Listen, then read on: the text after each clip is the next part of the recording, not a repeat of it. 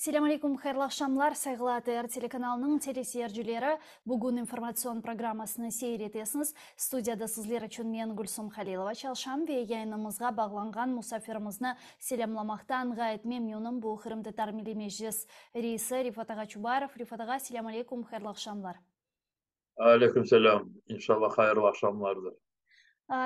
Sabalarning kıyaslanğanı vaqt ne yazık ki o kadar hayırlı değil. Zira bu günleri Kırım Tatarlarının evlerine Ruslar FSB xadimleri kene basıp kirmege başladı ve alıngan malumatlarga göre hususan Kırım Birdemligi Tunevin sabah bildirdi. Jankoy rayonunda yerleşken 6 Kırım Tatarının evine Ruslar FSB xadimleri basıp kirdi. Altısında tuttular ve bu kere Rus işgalcilerinin tintuvları farklı şiddetler ile farklandı. Çünkü onlar asıl da insanlara dışarıdan yani sokaktan bile video çekmeye yasakladılar. Yani bu şekilde represif faaliyetler devam etmekte. Bir taraftan cenk, diğer taraftan Ruslar Kırım Tatarlarga baskılarını devam ediyor. Sizin fikrinizce yani bu umumen 8 yıllık faaliyetinin devamı mı ya da başka bir sebepler şimdi mevcut da?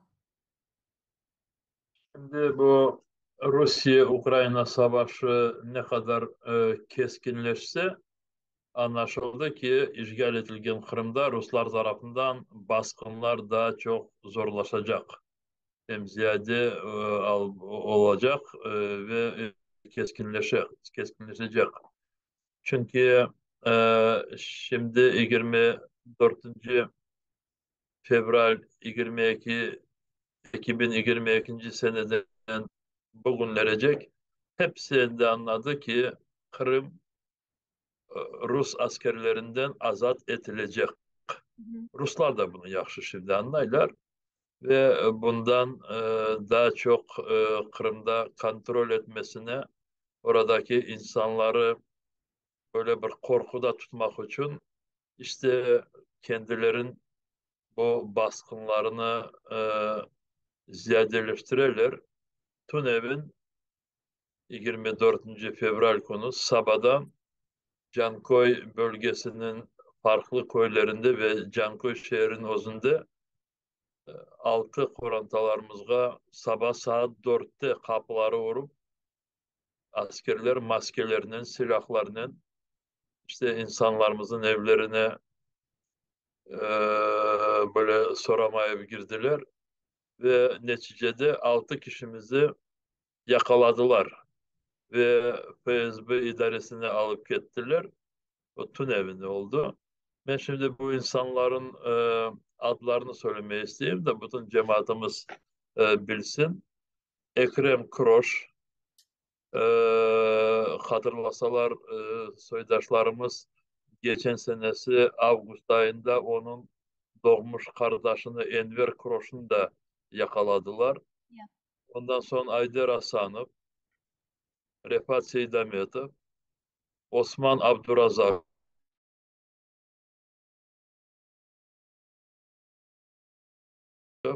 Osman Abdurazakov'un da Edem Bekirov'unu yakalamış ediler. Hı hı. Loma Zekeriya ve Halil Mambetov. İşte bana bu 6 kişimizi Tunev'in hapiske bıraktılar ve bugün mahkeme otkerdiler. Mahkemede işte ne kadar hapiste olacaklar ve sonuna 2 ayga içeride tutulmasına karar aldılar. Mahkeme kararı. Aynı zamanda elbette semeddeşlerimiz insanlarımızga böyle ruhlarını götürmek için yardımga geldiler. Mahkemenin binasının yanında toplandılar. Her vakit olgan gibi. Ama bugün bu Rus polisleri polis avtobuslarını getirip burada zorlayıp insanlarımızı yakaladılar ve avtobuslarının Ahmetçi şehrin farklı polis bölgelerine alıp gittiler ve şimdi onlara protokoller şimdi uyduralar. Dersin ki insanlar haksız toplandılar ve Rus işgalcilerin kanunlarını bozmuşlar iken 30 kişiden ziyade 34 kişinin eğer yanlışmasam şimdi onlar içeri aldılar ve onlara protokolları şimdi hepsilerini uydurgan son anlaşıldı. Onlara ya da para cezasını verecekler ya da bir iki gün ya da 7, 10, 15 gün kapaya da bilirler. Hı hı. İşte Ruslar milletimizi daha çok ziyade korkutmak için. Çünkü seferberlik ya da mobilizasyon toktatılmadı. İnsanlar işte yakın zamanda daha çok ziyade Rus ordusuna mecburi e, gidirmek için, almak için insanların yüreklerine e, daha çok korku gidirmeye tırışıyorlar. Yani şimdi vatandaşlarımız da yaxşı anlaması için bu tutulgan 6 vatandaşımızны malum olganı üzere kene terrorizmde yani Hizbut Tahrir teşkilatında iştirak etkenlerinde kabahatladılar ve bu endi yani ne kadar bunu aytmaga zor olsa da onlarga hapis cezası berile bile ve bugün tutulgan Tünevin tutulgan bu günleri tutulgan destek etmege kelgen 30'dan ziyade vatandaşlarımızga ekseriyetinin memuri davalar açılması beklenili ne yazık ki, doğru mu?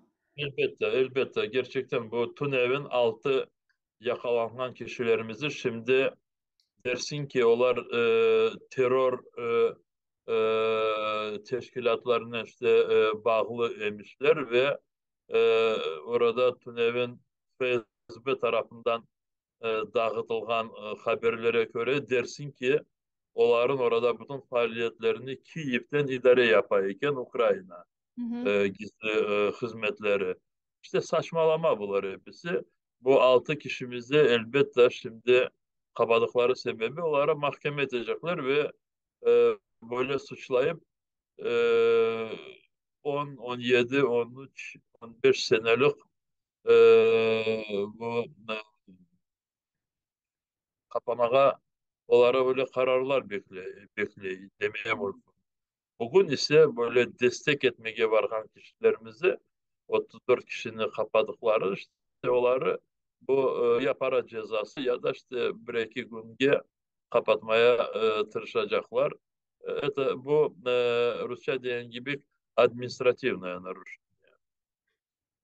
Bunun yanı sıra şimdi geçenlere Kırım'da Ukrayna prezidenti temsilciliği ve siz de hususan kayd etkenizge göre bu seferberlik dalgası, yanı dalgası Kırım'da başlayacak dep aytalar ve insanların hazır olması gerek olganını seslendiriyor. Hem Kırım'da Ukrayna prezidenti temsilciliği hem de işte stratejik tetkikatlar merkezinde de bu akta aytalar. Şimdi sizin malumatlarınızga göre hakikaten mi Kırım'da böyle ikinci seferberlik dalgası başlaganın orduga ketmegen veya ordudan sakıngan Kırım Tatarlarını celp etmeye tırışacaklar? Şimdi hatırlatmak için söyleyeyim ki bu 21. sentyabr'da seferberlik ilan edilmişti ve o vakit çok insanlarımızın Kırım'da evlerine gelip e, bu komiseriyatka, askeri komiseriyatka gelmek için e, paveskalar vermiş edilir. Binlerle insanlarımız Rusların ordusundan uzaklaşmak için, varmamak için Kırım'ı terk etmeye mecbur olmuş edilir ve başka ülkelere varıp oradan işte bu beladan kaçmak için hareketler yaptılar. Ama bilgili böyle bir kısım ve az değiller. Kırım'dan o zaman çıkan insanlarımız endi seferberlik toktatıldı deyip çünkü Ruslar da bu dekabr ayın başında dediler ki endi her bir şey toktatıldı. Seferberlik devam edilmeyecek. Çünkü gerek e, kadar kişileri biz çağırmıştık dediler Ruslar ve insanlarımız buna inanıp evlerine kayıttılar. Ben çok bileyim Kazakistan'dan başka ülkelerden yani endi Kırım'da tınçlık deyip kayıttılar ve şimdi Ruslar bu yakın haftaların içinde yeniden bu seferberliği canlandırabilirler. Neden? Çünkü Rusya şimdi e,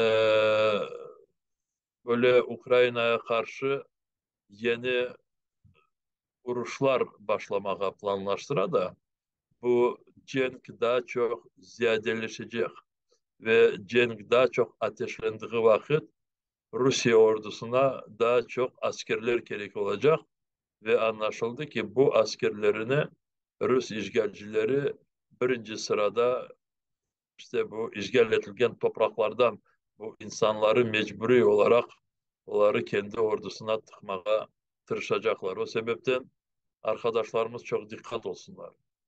Artık şimdi sizin fikrinizce bir hareketlerini gerçekleştirmege gerek mi vatandaşlarımızga, seferberlik çerçevesine düşebilecek vatandaşlarımızga? Kimlerin evlerine bu paveskalar gelmişti Hı hı. ve ama insanlarımız işte becerdiler ve varmadılar. İşte bu insanlara birinci sırada çok dikkat çekmeye gerek. Çünkü onlara kene de gelip onları arayabilirler. Çünkü e, bu sentyabr, oktyabr, noyabr'da çağırgan insanlar kimler gelmediler.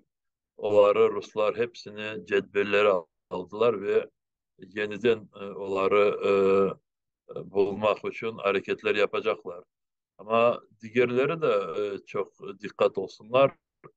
İşte Rusya'nın kanunlarına göre 60 seneyi e, doldurmayan erkekler hepsi Rus askerliğine mecburi alınabilir. Ve bu sebepten arkadaşlarımız dikkat olsunlar. Hı hı. Şimdi birisi sorar ki nasıl dikkat olayım? İşte hepsi orada kendi durumunu, e, şahsi durumunu yaxşı bile. Eğer çareleri olsa biraz vakit nece Kırım'dan çıkmasına ne şimdi Kırım'ı bırakıp da korantalarımızı bırakıp da başka ülkelere gitmeniz demeyin. Ama böyle bir kısa bir zamanda 2-3 ay böyle bir başka yerlerde olmasına çareniz olsa evinizde adresinizi değiştiriniz ve apansızdan sabahlardan ya da gecelerden gelip sizleri yakalamasınlar. Hı hı. Yamına geçenlerizde böyle haber bergen ediniz. Demek Kırım'ın hususan şimali bölgesinde Rusya'dan kelgen askerler çoklaştı. Değil mi? Yani bu seferberlik çerçevesinde Rusya'dan demek Kırım'ın şimali bölgesine askerlerini getirip onlar anda sarhoşlap yürüyekenler.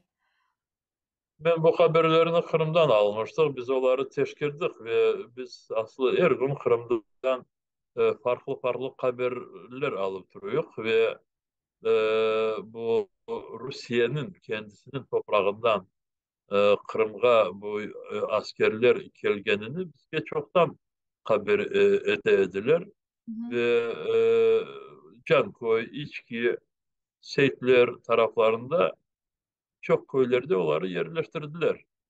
Ve anladığımıza göre onları da işte bu Rusya tarafından yeni atak, Ukrayna'ya karşı yeni vuruşlar başladıkları vakit onların hepsini kullanacaklar. Onları şimdi orada mahsus toplayırlar ve tek askerleri değil silahları ve gerekli bütün bu aletleri, askeri gerek işte her bir malzemeleri orada toplayıp büyük büyük orada skladlar, depolar yaparlar. Cankoy tarafta diğer oradaki yakın yerlerde ve Rusya şimdi Ukrayna'ya karşı daha bir böyle bir ateşli cenki hazırlana ve o sebepten Kırım'da yazıklar olsun e, bu cenkten çette kalmayacak. Ne kadar istesek de Kırım çünkü e, Kherson vilayetinden sınırlaşa ve Kırım Yarımada'dan Ruslar askerlerini ve askeri teknikalarını Kherson, Zaporojye taraflarına hareketler yapacaklar. Hı hı.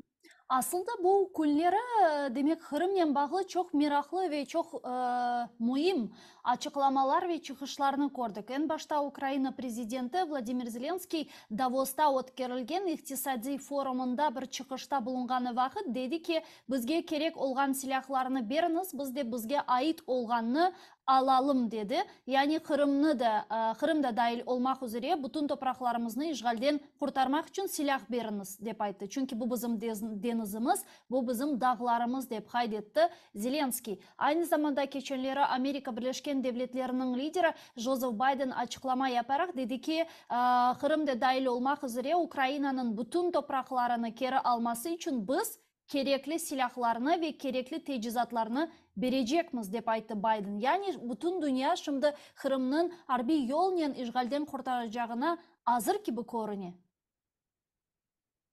Siz sualimizi seslendirdiğiniz vakit ben buradan masamda e, gerekli olan bu dokümentleri koluma aldım da Hı hı. TÜNEV'in Kırım Tatar Milli Meclisi'nin ofisinde e, böyle bir önemli bir konuşu ötkerildi. Kırım Tatar Milli Meclis azaları bizim milli liderimiz Mustafa Ağamız ve bize misafirge e, Amerika Koşma Ştatları'nın kongresinden çok böyle korumlu bilgili danışmanlar geldiler. Hı hı. Ve onlar şimdi aslında Ukrayna'ya ziyaret yapıyorlar ve e, Ukrayna'nın prezident ofisinde konuşurlar, ötkerdiler. Ukrayna Dış İşleri Bakanlığı'nda konuşurlar, geçirdiler ve TÜNEV'in bize geldiler. Ve çok böyle bana göre terenci ve manalı böyle diyaloglarımız oldu. Ve onlar endi bu konuşup bitken sonra ve onları bozgargan son ben arkadaşlarımıza dedim ki bakma dedim bana göre dedim bu bizim değerli misafirlerimizin bütün bu bizden e, duymaya istedikleri dedim en önemlisi bizim fikrimiz Kırım'ın geleceği nasıl olabilir ve e, bu Cenk'in sonunda Ukrayna bugünden işgal edilgen topraklarını kurtarganında Kırım'da kurtarılacak mı? Bizim Kırım Tatar Milli Meclis azaların fikri buna nasıldır deyip e, böyle çok işte kendimizin e, bildiklerimizi, duygularımızı ve fikirlerimizi söylemiştik. Ve onlar çok memnun kaldılar. Çünkü gerçekten de bu 24. fevralden sonra, geçen senenin 24. fevralden sonra dünyanın Kırım'a işgal edilgen Kırım'ın durumuna bakış denişe ve endi sonlanacak denişti demeye mümkün. Ama bizim için hem önemli Ukrayna toplumunun, Ukrayna'daki bütün vatandaşlarının, Ukrayna'daki siyasetçilerinin ve Ukrayna'nın rehberlerin fikirleri de aynı bizim fikirlerimiz gibi oldu.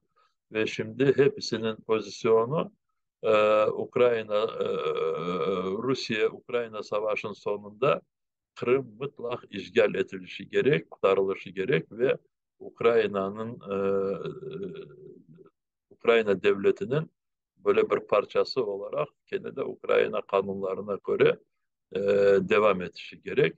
Ve bu TÜNEV'in Kırım Tatar Milli Meclisi'nin ofisinde ötkergen işte bu konuşmalarımız e, bize de onu gösterdi ki dünya şimdi bu Cenk'in sonunda Rusya, Ukrayna'nın toprağından hiç böyle bir kazanmayacağına böyle bir kendisine böyle dünya karar almış gibi. Dünyadaki şimdi siyasetçiler ya da liderler değiller ki Ukrayna'nın kararı nasıl olsa biz buna kol tutacak. Hı hı. Ukrayna'nın kararı ise şimdi bu Ukrayna toplumun içindeki olgan anketlere baksak, sosyolojik yapılarına onlara baksak, %80'den ziyade 86%'den ziyade insanlar diyorlar ki Kırım azat edilmeyecek, bu ceng bitmez. Кантен де ойле, ве умут етеміз ке бұл тезден керчеклешір ве бұларның олмасы үшін Украинаға кереклі арби тейджизатларының берілмесі зарур. Сонки вақытлары Алманияға çok ciddi baskılar yapılmakta. Hem Ukrayna tarafından hem Ukrayna ittifakdaşları tarafından çok kulkunçlu bazen Andrzej Duda Polonya Cumhurbaşkanı NATO liderinin laf etken vaqt ve başka liderlerinin laf etken vaqt bizim adımızna silah istemesi hakikaten çok böyle destek bergenini gösteriyor ve nihayet Almanya'nın parlamentosu çok su vaqtlar devamında bloke etken Ukraynaga Leopard 2 tanklarının berilmesi kararını kabul etti. Keçenlere malum olğanı üzere Almanya'nın parlamentosu Bundestagı bunun ile bağlı demek sualını koterip muzakere ettiler ve neticede hem özleri hem de bu tanklarga sahip olgan diğer Avrupa memleketlerinin Ukraynaga bermesine izin berdiler. Nihayet Almanya'nın demek kansleri Olaf Scholz böyle biraz netlik meydana getirdi. Bekleyediniz mi ya da Almanya'nın sonuna kadar direneceğini düşüneydiniz? Beklerdik. Gerçekten de beklerdik. Çünkü şimdi ben bunu kayıtıp da belki bir kere söyleyebilirim. 24. Fevral 2022 senede sonra bu vakti endi sonra ve Rusya tarafından yapılan yeni bu ataklar, raket ve bombalar Ukrayna'ya karşı kullanılgandan sebebinden ve binlerle insanlar öldürülgenine bakıp şimdi bütün dünya Rusya'nın bu işte bütün niyetlerini ve planlarını çok yaxşı anladı ve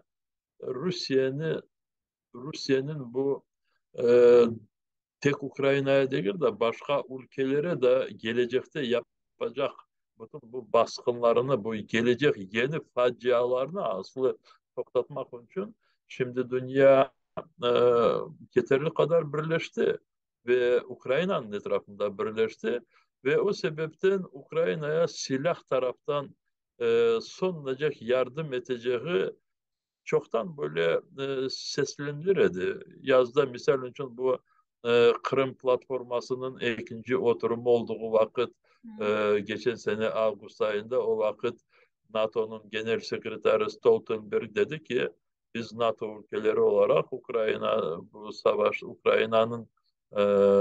Ukrayna'ya yardımcı olarak bu savaşta sonlanacak olacak ve bütün Ukrayna galebe kazanması için bütün gerekli yardımları yapacak deyip böyle NATO ülkelerinin kararını bildirmişti. Ama ayrı ayrı böyle hükümetlere geldiğimiz vakit, ülkelerin hükümetlerine geldiğimiz vakit çeşit türlü sebeplerden biraz işte böyle e,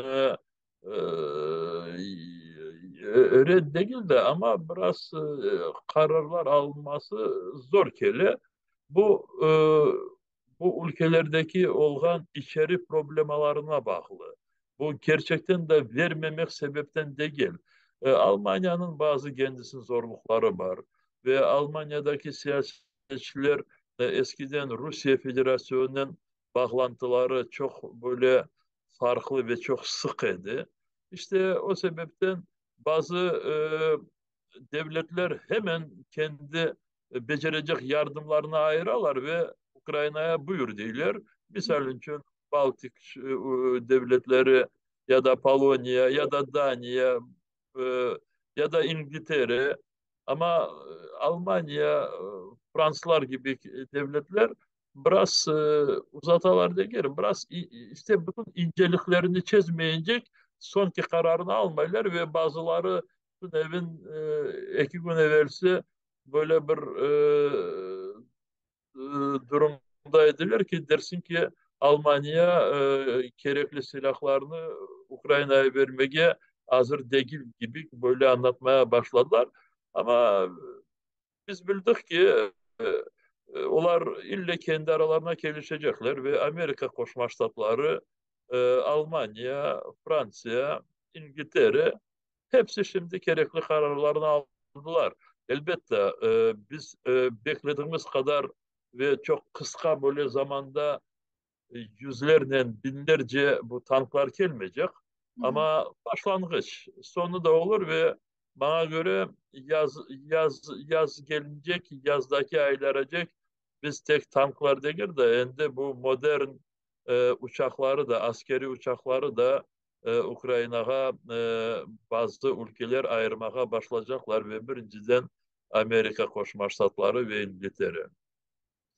Umut etemiz ki öyle olur. Zira çok suları artık yazda bizning Kırım'da bekley. Kimden laf etsek herkes yazda bekleyimiz dep aytalar. Şimdi NATO aytıp geçtiniz de bu çok meraklı bir mesele sonki vaqtları meydanga kele. Zira Rusya'nın Ukrayna'ga savaş ilan etkeninin esas sebeplerinden biri bu NATO'nun kengişlememesi edi.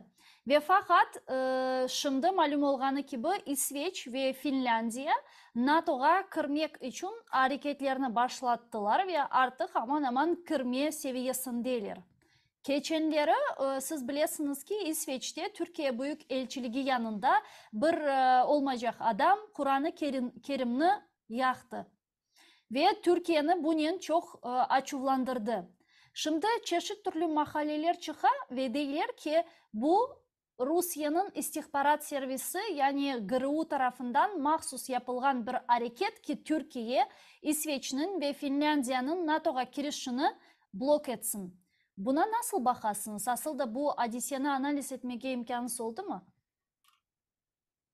Şimdi bu İsviçre'de işte Kur'an-ı Kerim'e böyle pislik yapan kişi elbette bu büyük bir provokatör. O birinci sefer yapmıyor böyle adımları. E, Bunu İsveç'e devlet hükümeti kabul etmedi. İsveç'e hükümeti böyle yapılganına açıklama yaptı. Dedi ki böyle yapılgan işler hiçbir türlü bu serbestlikle bağlı değildir dedi. Ama ne olsa da yapıldı ve elbette bundan e, öyle de Türkiye ve İsveç'e arasındaki olan e, bağlantılar öyle de soğukçaydı. Çünkü burada İsveçya tarafından İsveçya'da bu asıl sebebi İsveçya'da e,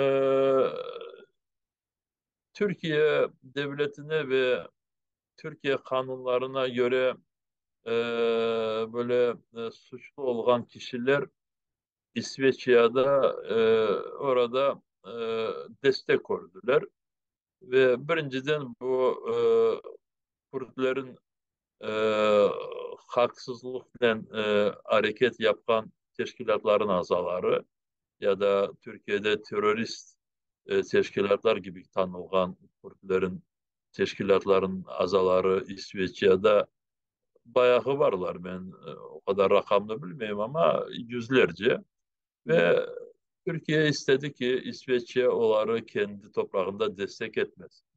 Ve burada tartışmalar oldu, davalar oldu.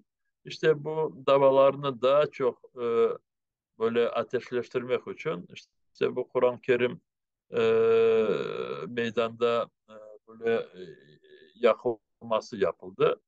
Elbette bunu bu kendi başına yapmadı bu provokatör. Bunu Rusya değil, Türkiye ve İsveçye arasında daha çok aralarını bozmak için ve İsveçye NATO'ya girmesine Türkiye tarafından razılık alması için yapıldı. Vakit gösterir. Burada Rusya'nın, FSB'nin kolları ya da parmakları var mı yok mu? Bana göre vardır. Çünkü e, Rusya'nın ajentleri her bir ülkede evvelden Sovyet zamanından çok var edilir ve öyle de devam ederler. Hı hı. Ya sizin fikrinizce bu bir şekilde İsviçre'nin ve Finlandiya'nın NATO'ga koşulma niyetlerine tesir edebilir mi? Yani Türkiye bunu bloklayabilir mi sizce? Şimdi Türkiye çok bağlı çünkü bu NATO teşkilatına yeni azaları kabul edilmesi için bugündeki NATO üyelerinin hepsinin razılığı gerek ve Türkiye'nin de razılığı gerek. Hı hı. Eğer Türkiye yarın yok dese o vakit problem çıkacak ve e, bu meselenin çözmeye gerek olacak.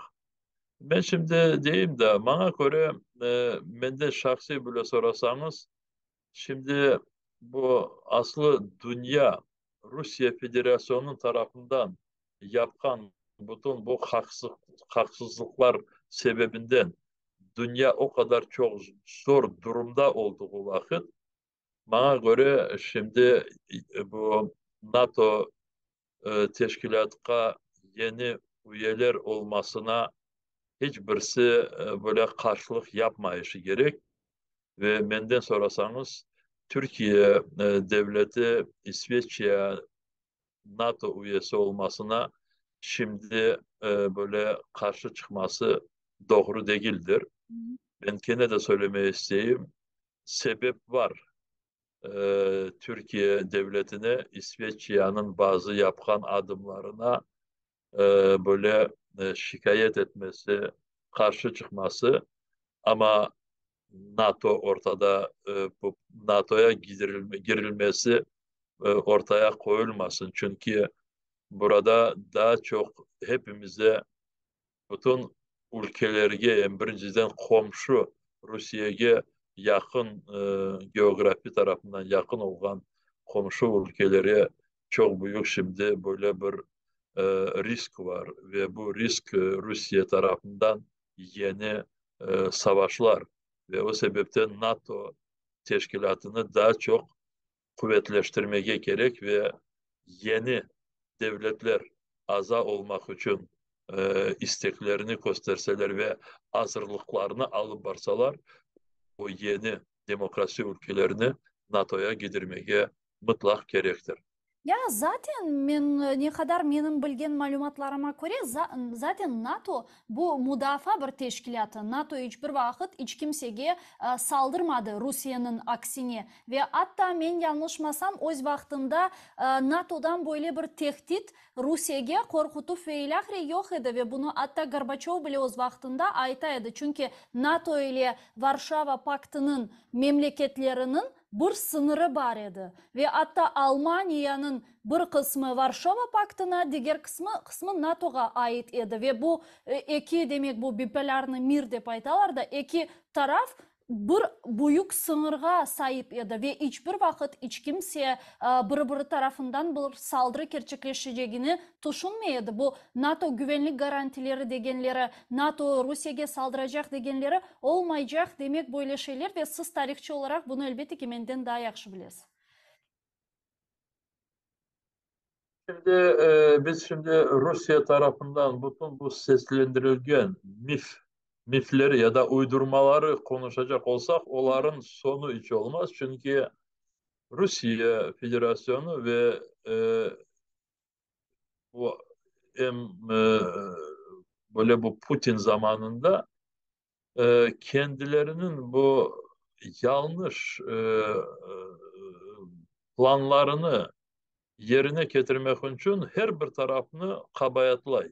Her bir tarafı kabayat. Kırım Tatarlardan başlayıp NATO'ya gelecek. Hepsi kabayatlı iken ama burada Rusya'nın bütün bu yapkanlarında çok kıyış, akılga sığmayacak bir prensip koyuldu. Şimdi bakınız bunlar ne diyorlar. Biz kendimizge böyle e, hazırlanan baskınları e, toktatmak için, yok etmek için evvelden böyle Rusya'ya karşı hazırlanan ya da planlaştırılgan taraflara biz işte bu mahsus askeri operasyonlar yapmaya hakkımız var deyip Hı hı. Ukrayna'ya karşı savaş başladılar. Diyeceğim, eğer bunu anlatmak için sen sokakta ketesin, Yanında her bir türlü insanlar var. Allah göstermesin birisi geldi sana beklemedik vakitte sana elindeki olan bir sopanın başını parladı. Neden? O insan değil ki ben öyle duydum eğer ben öyle yapmasam bu kişi bana bir türlü zarar yapacak dedi. Olmaz öyle. Şimdi Rusya'nın bütün bu yapkan dünya politikası birisilerini böyle düşman tarafı göre de ve bu düşman bana zarar yapabilir diye bu düşmanğa onun kafasında olan düşmanğa cenk başlayın. Böyle dünya ketecek olsa bu berbat olacak. Bu bütün devletler yıkılacaklar. Hı hı. Ya öyle olabilir ki bazı devletler diğer komşularından böyle bir korku duyguları olabilir. Ama o sebepten diplomasi var. O sebepten politika var, dünya politikası. O sebepten halkara teşkilatlar var. Birleşmiş Milletler, Avrupa Güvenlik ve İşbirliği Teşkilatı, Avrupa Konseyi, Avrupa Birliği. Birisi şimdi kolundaki olan Allah göstermesin bıçağı ya da tayağı alıp da diğerinin canına e, karar almaz. İşte o sebepten Rusya bu böyle bir prensiplerinin şimdi bir tüpükke geldi. Sonuna geldi. Ve gerçekten de sonuna, devlet olarak sonuna geldi. Ve şimdi eğer birisi böyle diyecek olsa da bana bütün dünya bize karşı Ruslar tarafından diyeyim. Hı hı. Bütün dünya Rusya'ya karşı ya da bilmeyeyim Amerika karşı Ukraynalılar sevmeyler ya da bir şeyler. O vakit kabayatçı tek Moskova ve Kreml'deki oturgan bütün bu rehberler. Ama tek onları değil. Çünkü onlara kol tutan kişiler de az değiller. Ben 2 gün evvelsi bir iki kendilerine Kırım Tatar degen kişilerimizi Novoalexeyevka varganlarını gördüm. Bu Kırım'da olgan Kod televizyon kanalında Hı hı. işte bir ziyaretini gösterdiler. Eskender Bilalov, Zavur Smirnov, Hı hı. daha bir yanında Çoktan 500 sesleri tane çıkmayadı. 500 tane paketler yapıp yardım, humanitar paketi deyip arabaya koyup Hı hı. o Kherson vilayetindeki Kırım'a yakın olan Novoalexeyevka ve orada çok bizim semedişlerimiz yaşayan kasabaya gelip orada televizyon kameraların kontrolünde bu paketleri düşürürler orada ve orada da bizim semeddeşimiz ve Ruslarga hizmet etken ve biz onu Satkın degen bir kişi Hı hı. Hasan Ali onları karşıladı ve kameraya çeşitli türlü yalanlar söylediler. Bana işte evvelden buradaki yaşayan Kırım Tatarları Kırım'daki yaşayan akrabalarına varmasına çok zorluk çekerdiler. Yollar kapalıymış. Şimdi bana Rusya geldi, Kherson tarafında işgal etti ve şimdi bütün yollar açıldı. Hı hı. Hepsi bahtlı olmuş iken. Ya da 2014 seneyecek nasıl sınırlar var idi?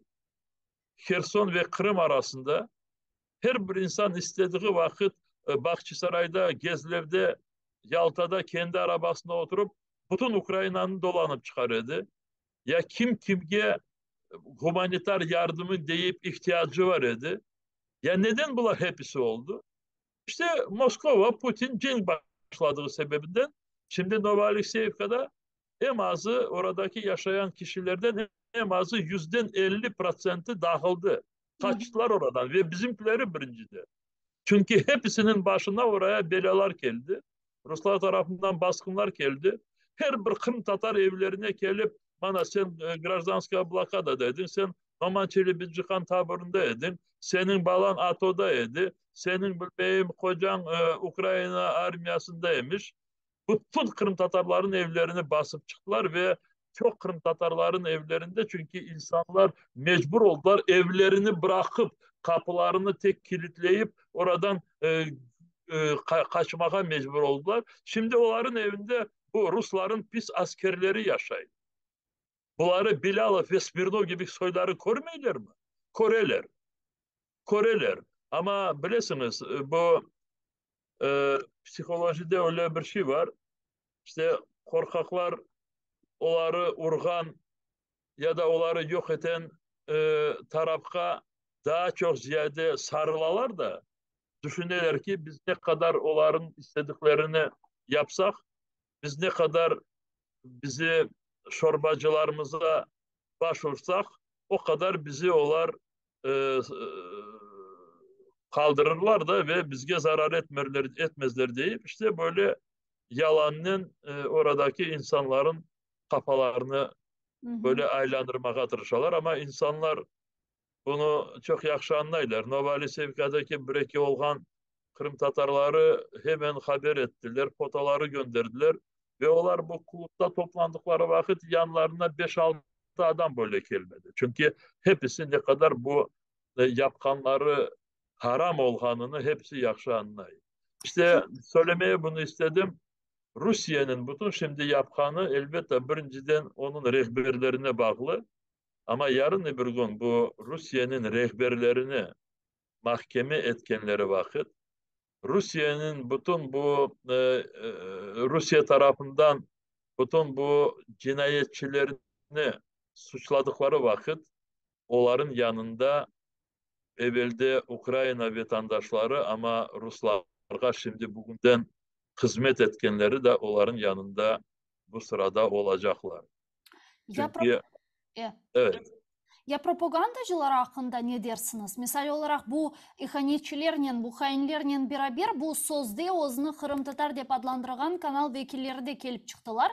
Onlar da demek Rusya'ya hizmet ete ve Rusya'nın propagandasını seslendireler. 8 yıldan beri bir Kırım Tatarının tutulganı ile bağlı bir haber, bir VMZ, bir BZ dep aytamiz biz haber hizmetçiliginde bizim ofisimizde yapmadılar. Bunu asıl da kotermeyler, aytmaylar ve Rusya'nın yapkan katliamlarını, Rusya'nın yapkan cinayetlerini aksine aklaylar. İhanetçilerle beraber olup demek çeşit türlü yalan yanlış haberlerini tarkatalar ve bularını hepsini böyle bir kılıf uydurup deyler ki işte biz Kırım Tatar tilini saklamak ve ilahiri bunun için faaliyet gösteremiz. Ama onların ne için, kim için çalışkanları malum. Bu propagandacıların vaziyeti ne olmalı sizce? Hem biz Kırım'a kaytkan sonra hem Rusya'nın idareciliği mesuliyetke celp etilgeninin. Şimdi bana göre e, bütün bu zorluklar bitken sonra ille bitecek bu cenkin sonu olacak ve e, cinayet yapan kişilerini e, böyle soruğa dizgenlerde, mahkemelerinde dizgenlerde onların yanında mutlak bu yapılgan cinayetlerini haklı deyip bütün dünyaya ve oradaki toplumğa e, böyle anlatmak için çalışkan kişiler de cinayetçilerin yanında olacaklar. Çünkü bakınız aslı e, böyle çok baskınlar, cinayetler yapması için e, farklı insanlar gerek ola. Birinciden işte bu ideyalarını toplumunun, insanların kafasına böyle gidirmek için yalanın mı, propagandanın mı cinayetçiler, cinayet yapan kişiler ve cinayet yapan kişileri aklayan söyler. Hı hı. Bana bu siz söyleyen televizyon kanal, Kod televizyon kanalı jurnalistleri onlar cinayetçilerini ve onlar yapan cinayetleri aklayan kişiler ve o sebepten elbette onlar da sorumlu olacaklar. Çünkü görmemek, anlamamak hiç mümkün değil. Tünevindeyim de ben bu süjetleri baktığım vakit bilirsiniz bu Novoliseyevka kasabasının merkezinde büyük bir camimiz var. İyi. Ukrayna zamanında kurulmuştu. Oradaki cemaat çok sağ olsun. Çok yardımlar hepimiz taraftan olmuştu o camiyi kurmak için.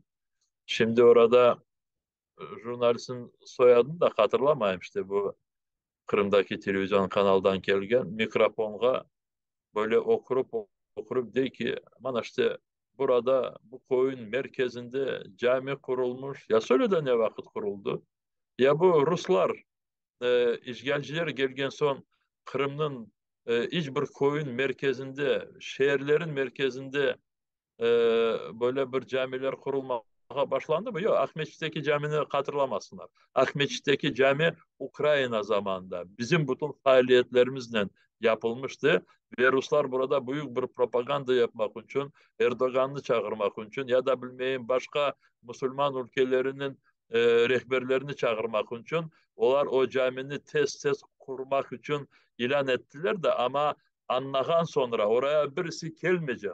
Birisi onların orada yapkan pis işlerini legalize yapmayacak olan sebebinden bu caminin kuruluşunu şimdi toktattılar olar. Toktattılar ve ne vakit bitecek onu birisi bilmiyor. Hı hı. Bu sebepten propaganda Ruslarga propaganda yapan kişiler elbette çok kabayatlılar. Onlar kendileri de bunu yaxşı anlayırlar.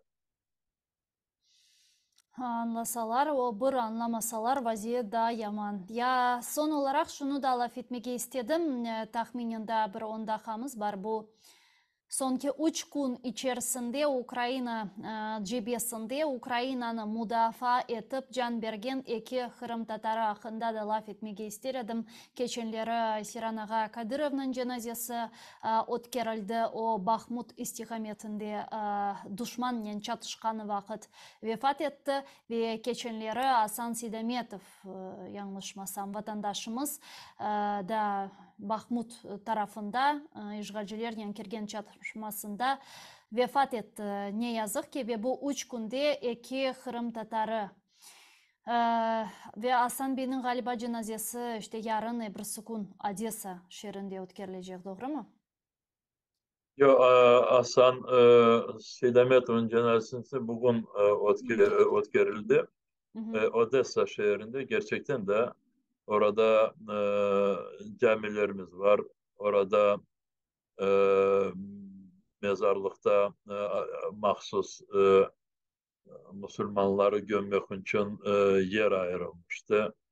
Orada teşkilatlarımız var, milletvekillerimiz var. Fevzi Mahmutov orada bizim yakşı arkadaşımız, Odessa e, vilayetinin şurasının deputatı. Kırım Tatar Milli Meclis azaları oraya gittiler. Hı hı. Şimdi Hasan Seydametov e, kendisi Novalisievka'dan. Hı hı. Şimdi söylemeye mümkün, yazda, Mayıs'ta e, biz onun korantasını evakuasyon yapmıştık oradan. Çünkü kendisi Cenk'teydi. Hı hı. Orasını Rus askerleri basıp aldılar. Ve işte böyle çok namuslu insanlar. Korantalarında dört ağa kardeş ve kız kadeleri de var. Beş balalık ana babalarında doğuldu. Ve bu dört oğlanlardan üçüsü Cenk'teler. Ayder 2016-2017 seneleri ATO'daydı. Hı hı. Şimdi Cenk'te de değil Ayder ama Yakup kardeşi ve işte bu öldürülgen Hasan kardeşimiz o büyükleri, ağaları. Şimdi kadeleri ağasını gömdüler bugün. İşte bir korantadan üç asker vardı. Şimdi Yakup Cenkleş'e Ayder Ukrayna'da ağalarına yardım etti. İşte böyle bir korantamız Karamanlar aslı. Seyran'ı da hatırladınız. Kadırov Seyran, onu siz de yaxşı bilirsiniz. Yeah. Çok insanlarımız bilirler. Bakınız, hem Seyran Kadırov hem Hasan Seydametov, onlar mobilizasyyadan Cenk'e gitmediler. Gönüllü olarak kendileri isteğinden gittiler. Ve hem Seyran hem Hasan savaşta Cenk'te çok şeyler becerdiler.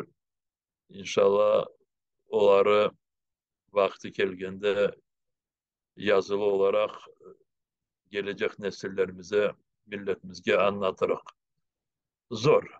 Zor ama çok insanlarımız Ukrayna ordusunda askerlik yapalar.